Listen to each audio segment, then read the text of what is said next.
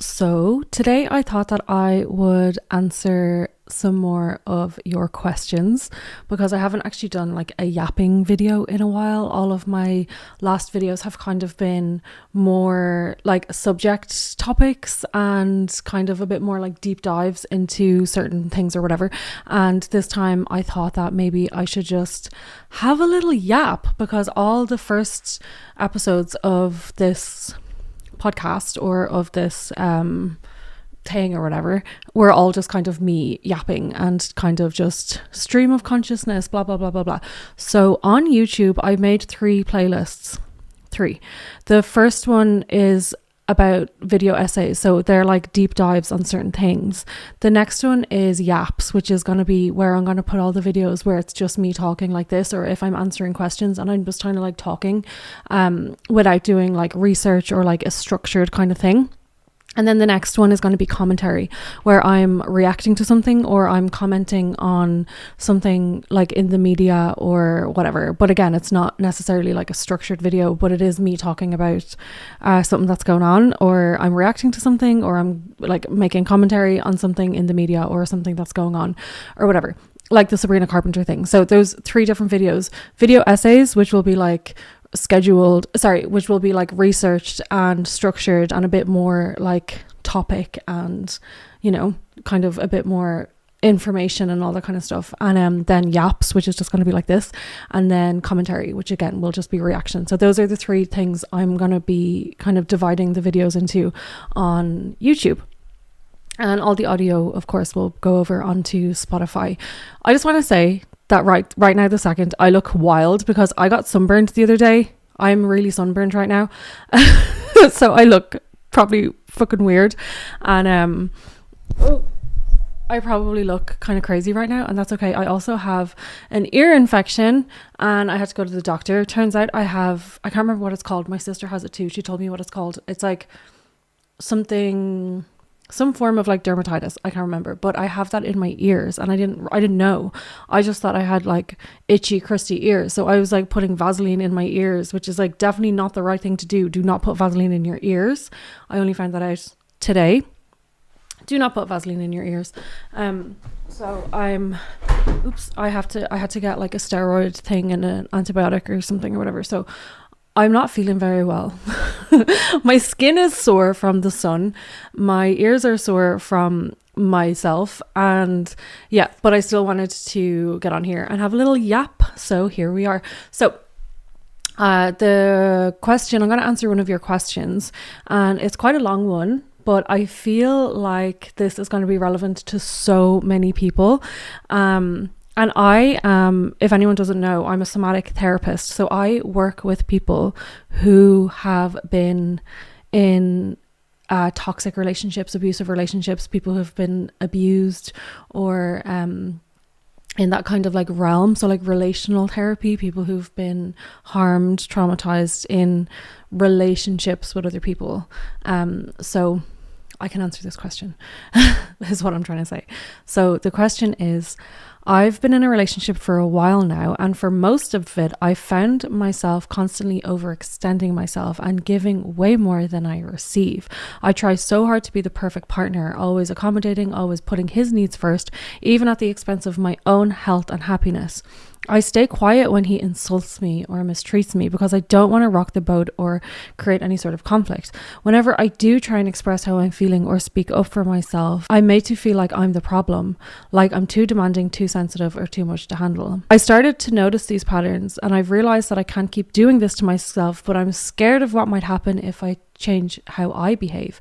What if he pulls away? I'm so used to trying to keep everything smooth, but it's taking a toll on me. I'm torn between standing up for myself or maintaining the peace, and I don't know what to do. How do I break this pattern without sabotaging the relationship, or should I even bother? So that is from one of someone who left that comment, or someone who left that question on my little question box thing. I'll leave that linked below. If anyone wants to ask a question, I will leave that below, and you can leave a question or a topic suggestion, a podcast topic suggestion if you wanted to. So thank you so much to the person who left this. Everything is anonymous also. And if there's ever any sort of like identifying details in the question, I'll just like leave them out because so there's a lot to unpack in that question.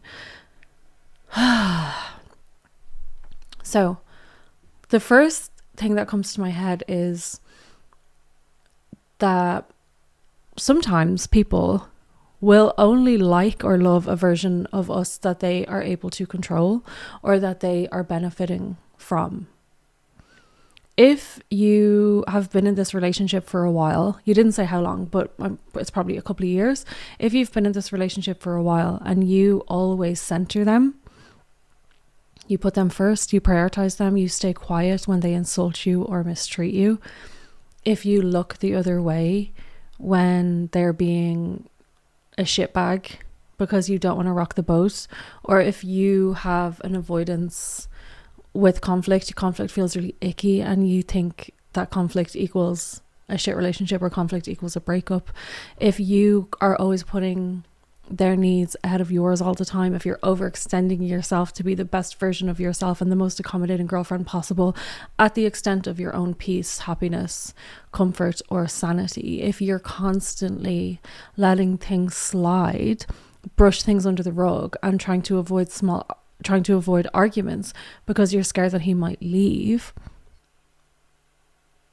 So if he can get away with anything basically because you are avoiding, if he's used to that version of you and he's used to being able to get away with anything and do whatever he wants, and now if you've realized that you actually deserve a lot more than that and you start standing up for yourself and you start kind of getting a little bit more confidence, you get a little bit taller and you are feeling a bit more confident in the ways that you deserve to be treated and feeling like this is not right. You can't treat me like this. And you kind of start letting that be known to him. Then what might happen, what usually happens from my experience in those situations is something called DARVO. DARVO. DARVO. So it's really, really, really common in toxic or abusive relationships. If one person is used to being over accommodating, one person is used to letting everything slide, one person is used to just prioritizing the needs of other people, the other person, and if the other person abuses that or takes that for if the other person takes advantage of that and abuses that, and when the person who's used to accommodating and used to staying small and used to just like brushing everything off and like avoiding conflict or whatever, if that person starts speaking up for themselves, what can happen is this thing called DARVO. So if your partner did something, if he mistreated you and you brought that up to his attention, hey, you can't speak to me like this, or hey, this makes me feel really upset when you talk to me like this. So what DARVO is basically deny, attack, reverse, victim and offender. So you say to your partner, hey, this makes me really upset when you treat me this way. And they will deny it or deny that it is actually that big of a deal. A lot of the times they'll also dismiss it. So deny, dismiss. They might attack. They might feel like you're attacking them because you've brought this up. They could also attack you and try and make you feel ridiculous for bringing it up in the first place. And then reverse, victim and offender, they will somehow switch things around to make you the person, the one that's wrong. You're now the offender because you've upset them by highlighting to them what they've done to hurt you. And in a lot of these situations, the victim will end up apologizing because they have flipped everything around and made themselves the victim, because it's so upsetting for them to hear the ways that they're hurting you. If that rings a bell for anyone who's listening to this, I definitely would recommend researching more about DARVO. If you stop being a pushover, a walkover, a fawn, a people pleaser, an anxiously attached girlfriend, your partner might not like that anymore, because it might not be as easy for him to get his own way, and it might be a little bit more work. The relationship actually might be more work for him now, because he is being held to account, and now he has to change or adapt in order to not hurt you. And that's a lot of work for some people, to stop being shit, to stop being abusive, to stop being toxic, to stop being damaging to the relationship. That's work. They're used to doing it this way. You should just put up with it. And if not, they'll have to change. People who are not willing to adapt or change or fine tune or tweak their behaviors in order to be in a healthy partnership with people should not be out here wasting our time. You should not be out here wasting people's time or even trying to date at all, because all relationships will require some degree of adaptation and some degree of moving, changing forms a little bit, tweaking, fine-tuning. It's not about changing fundamentally who you are as a person, but it is about healthy changes in order to be in harmonious and secure connection with someone. So yeah, it isn't about like changing who you are fundamentally as a person. So there's things that can't be changed. So if someone really, really wants kids and someone doesn't want kids, those are fundamental changes that should not be changed, because you will end up resenting your partner. If I really, really want kids and my partner doesn't, and I'm like, oh no, it's fine, I'll just sweep that under the rug so we can be together, I will end up resenting my partner, because at some point down the line, I'll really want kids. And he told me that he doesn't want kids. So do you know what I mean? There are some things out here, there are some changes that should not be made. There are some things about us fundamentally as people that will not be changed and should not be changed. But when it comes to like our behaviors can affect other people, especially people who we're in close connection to, especially people who we're intimate with. And if your partner is letting you know, when you say this or when you do this, it really upsets me. Fine tuning in those areas and like tweaking in those areas in order to be like, yeah, a healthy relationship requires some form of change.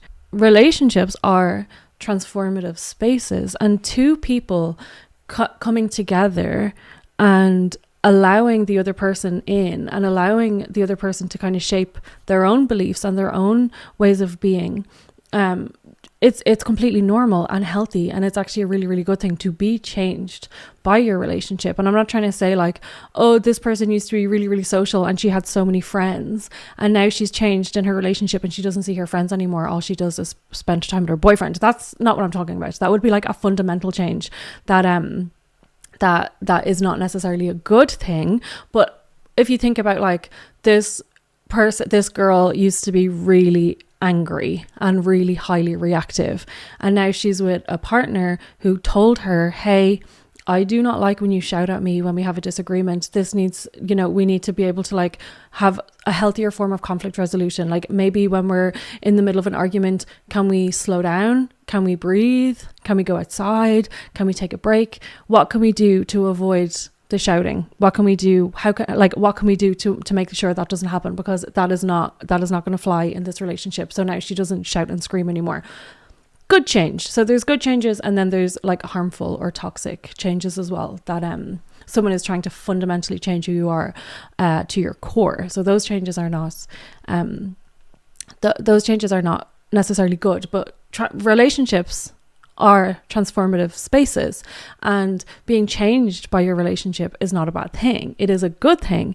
And I believe relationships should change us. We should be free, of course, to be ourselves, but relationships are mirrors as well. All of your shit will come out in a relationship. And if you're in a good, secure, healthy relationship with a good, secure, healthy person, you will be challenged in that relationship, and you will eventually come to a point where you might have to change something.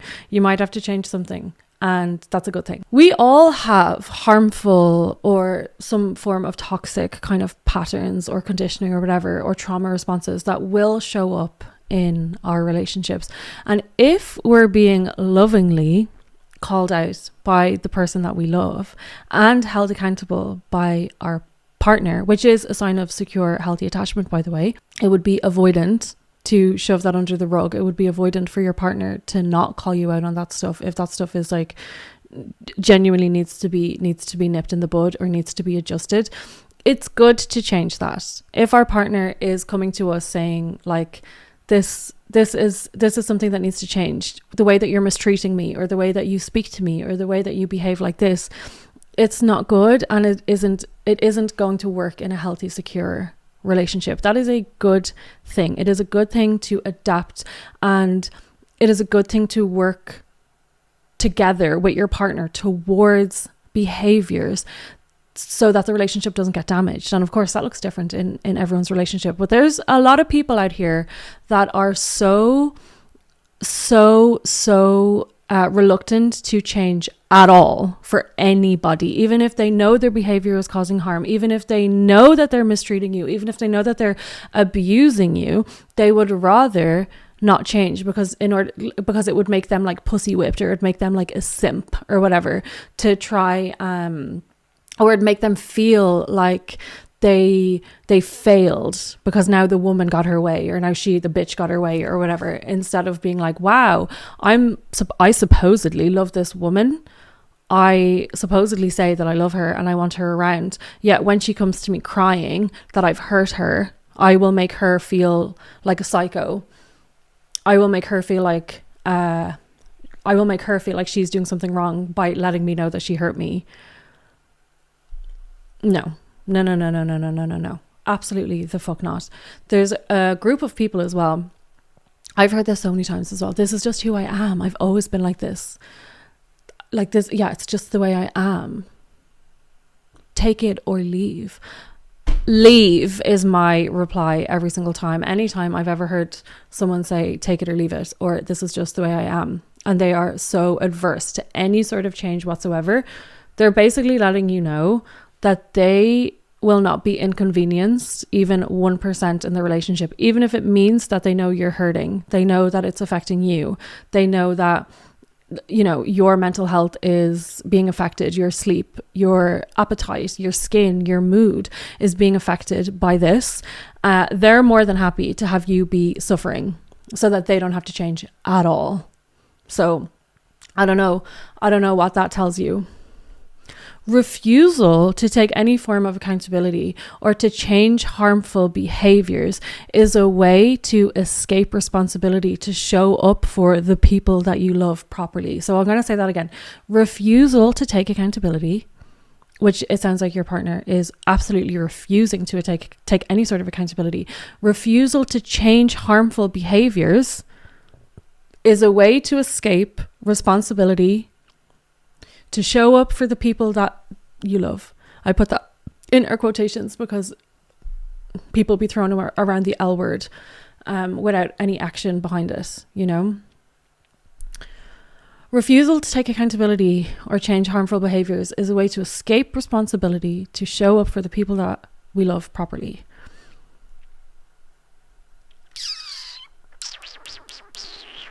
A lot of the times as well, these people who refuse to change, or these people who will make us out to be psychos because we're trying to be like, hey, can you stop hurting me? Hey, remember when you did this thing that was really shit? Yeah, that was really shit. And I don't think we should do that in this relationship. And they're like, oh, you fucking psycho, you fucking bitch. God, just leave me alone. Give me a break. Those people sometimes even don't feel grief when they do fuck up their relationship, which is inevitable and predictable and highly probable. And again, not all men, not all women, blah blah blah, whatever. So a lot of the men that I'm speaking about this particular person, by the way. I'm speaking about these particular people. I'm not speaking about all men. I'm not speaking about all women. I'm just talking about this particular situation, which I know from my own experience, and I know from pretty much all my friends and everyone that I work with. This is really, really, really common. This is incredibly common. These types of people will probably not even feel remorse or grief after they mess up their own relationship. It's so much easier for them to convince everyone else that you're a psycho and that you gave them such a fucking hard time than it is for them to actually like reflect and look at themselves and try and take any sort of accountability and be like, ooh, maybe she was right. Maybe I shouldn't have been treating her like shit. Maybe I should have like made more effort. Maybe I shouldn't have been such a dickhead to her. No. She's a psycho. Because as I said, it's a lot easier for those people to DARVO, deny, attack, reverse, victim and offender, to make themselves out to be the victim and to make you out to be the one that was doing everything wrong. So the next thing I want to talk about is normalize giving up on some people.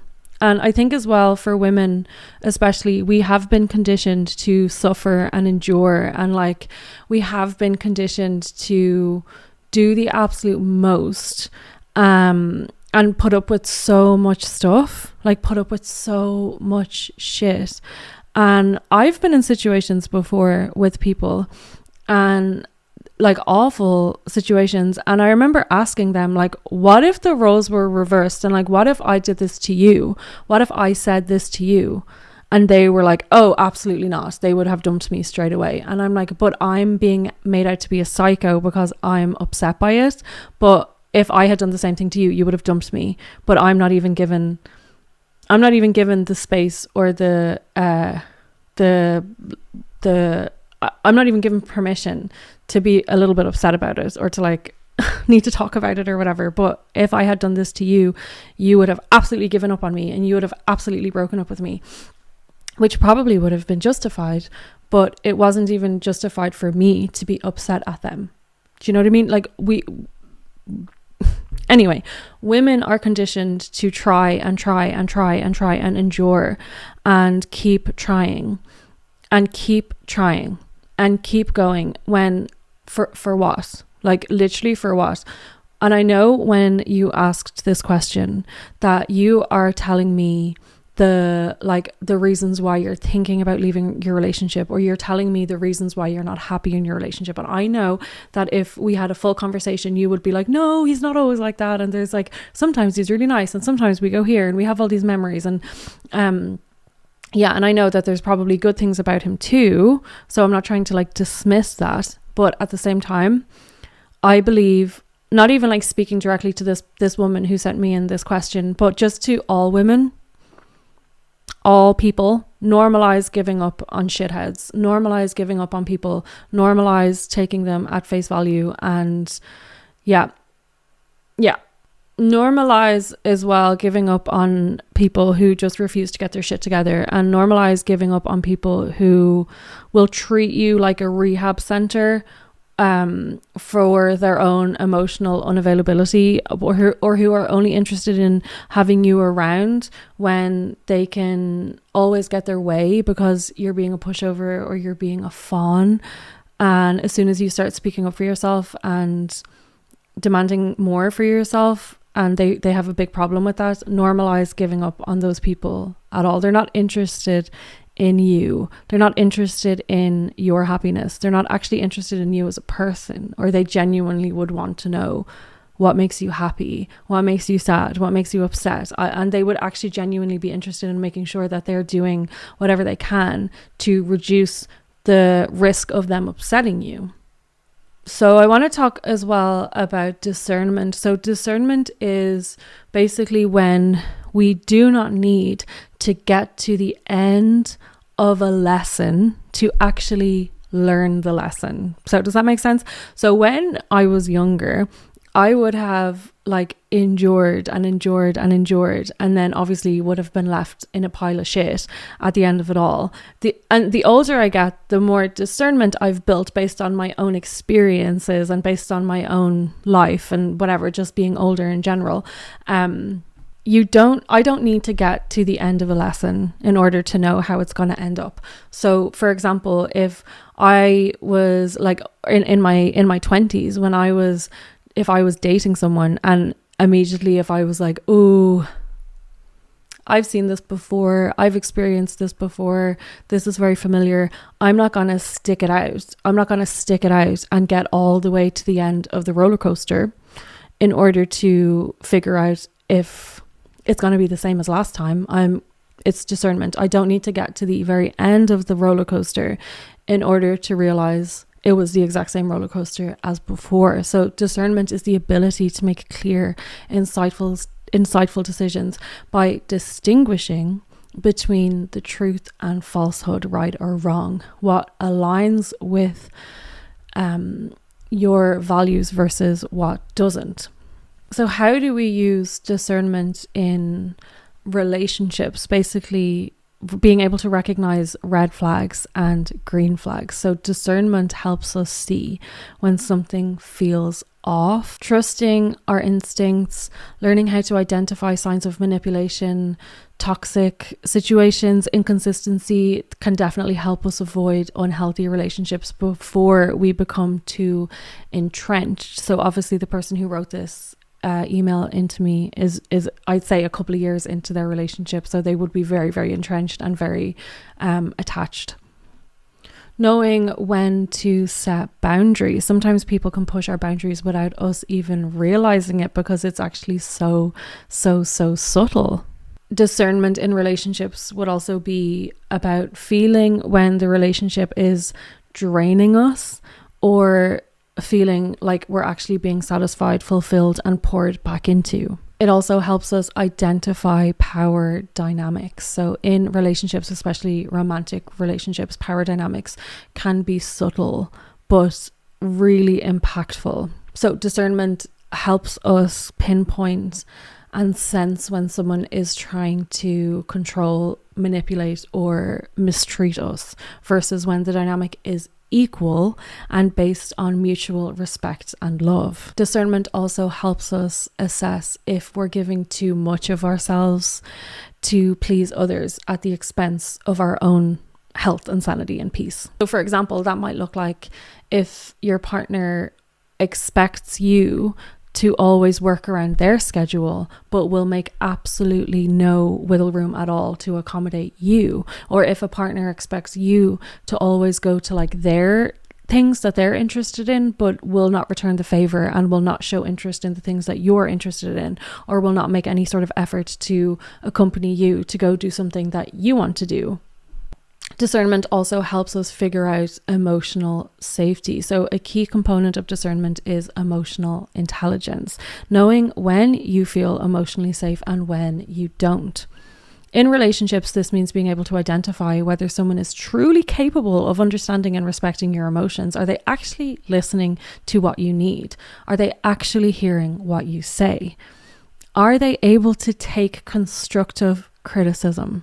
Do they create space for you to express your feelings without judgment? If you find yourself constantly walking on eggshells, questioning whether they even love you or respect you, feeling unheard, discernment will help you see these signs to either communicate your needs or reconsider the relationship entirely. So discernment also helps us in relationships when we are when we're stuck in patterns or cycles that are somehow connected to our past experiences or even our childhood. So discernment helps us become aware of these patterns, whether we're attracting the same type of relationship dynamic over and over and over again, or if we find ourselves reacting from old wounds that might not necessarily have anything to do with the current situation. So discernment could help us recognize when our responses are influenced by past pain rather than present moment. It helps us break free from these cycles, choose healthier relationships, and make more conscious decisions. So discernment is being able to walk away before we are completely broken by the situation, before it will completely shatter us. And I also just wanted to say that for people who are so used to always seeing the best in someone, always just seeing the potential in someone, always seeing the best in someone, I just wanted to say that you do not have to fight to see the best in someone when they're actually a really good person. If someone is genuinely a good person, you will not have to work so hard to try and see or try and convince yourself or other people that there is actually goodness in them.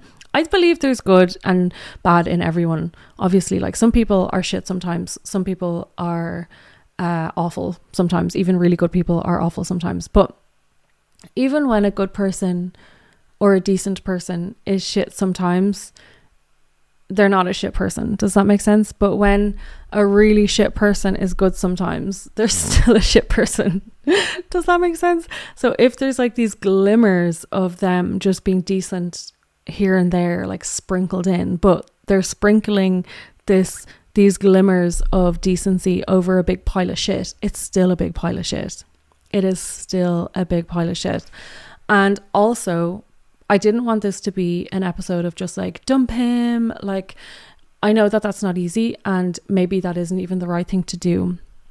But it sounds like even at the end you said, how do I break this pattern without sabotaging the relationship, or should I even try? You cannot sacrifice yourself in order to save a shit relationship. You cannot sacrifice your own sanity in order to keep the peace with someone who's abusing you and someone who is mistreating you. Like, why? Absolutely why? And I know it's so hard to leave those situations, and I know it's dangerous to leave those situations as well. So no matter what you do, no matter what you choose to do, always do it safely and do it slowly and take your time. So I would also advise you not to dump him, not to do anything. Like, don't even think about that right now. Don't even think about like, should I fix this relationship, or how do I speak to my boyfriend, or how do I try this instead before you try and make any decision. Focus on centering yourself, centering your wants, needs, desires, centering the things that make you really happy, and not just centering what he wants, not just centering the things that he wants to do, or not just centering his happiness, prioritizing him, making sure that he's looked after. He can look after himself. He's fine. Center yourself. Start to gently nudge him out of the center of your priorities and put yourself there. And what does that look like? What would that look like for you to prioritize yourself for once? What would it look like for you to do things that make you happy? What would that look like? And I'm going to draw a picture here. So sorry for anyone who is listening to this on Spotify, but I'll try and explain it while I'm drawing it. So if you are in a shit relationship, say this is the amount of time and energy and effort that you have. So this is your full capacity for time, energy, and effort.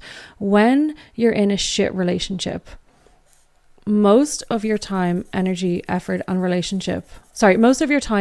effort will go on thinking about the relationship, even if you're not with that person, even if you only see that person for a quarter of that time. Even if you don't live with that person, even if you are not even in the same city or whatever, if you're in a toxic, shit, abusive relationship, 3/4, maybe even more, of your capacity for thinking, your capacity for figuring shit out will go on that person and trying to figure out, how do I talk to them? What should I say? How should I figure out this situation?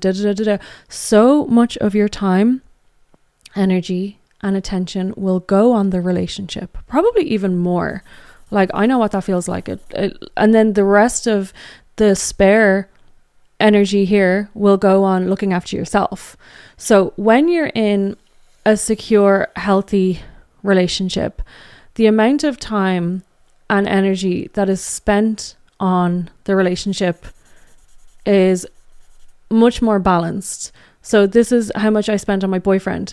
This is how much I spent on my son. This is how much I spent on my family. This is how much I spent in the gym. This is how much I spent on work, blah, blah, blah. Obviously, these are just like not scientific proportions, but the amount of time that you will worry or think about your relationship will be proportionate. It will be more balanced. Instead of when you're in a toxic shit relationship, it will take up almost all of your brain power, almost all of your bandwidth will go worrying about the relationship and thinking about the relationship, which is why when women are in shit relationships, being mistreated, being abused, not being treated very well at all, when they're in this situation and they get out of that situation, they now have all of this time free. And that's why everyone will always say, like, when a girl breaks up with her shit partner, she glows the fuck up because now she has all this time free and she's not trying to figure out how to communicate with a 42-year-old. She now has all of this time free for herself, for her own hobbies, and even just she's got this space cleared up in her brain. She has this mental energy cleared up that was being taken up with trying to figure out how to communicate with a 40-year-old. So when you're in a happy, secure relationship, it doesn't look like this. It does not look like this. Every waking moment of your life is not spent trying to figure out the relationship, and it's not spent trying to think about the relationship, overthink about the relationship, ruminate on something that was said.